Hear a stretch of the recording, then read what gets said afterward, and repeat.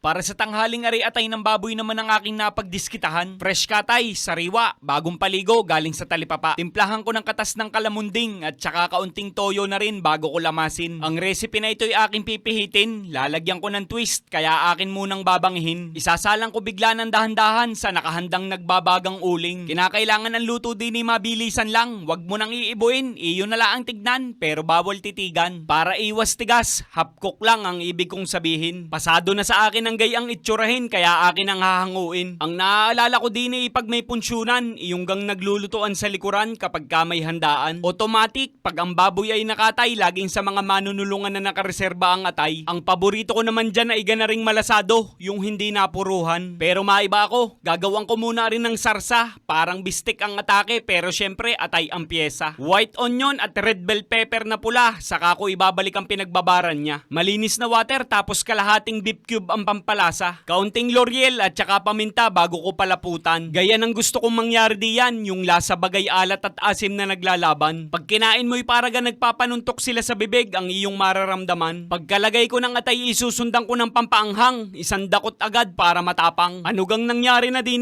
para nang dinugan ay atay tayo dyan. May pa-onion rings pa na toppings, pasal na kami ni Alpanghe kaya amin ang babanatan. Pihadong bibitlig na naman ang tiyan. Ay inang!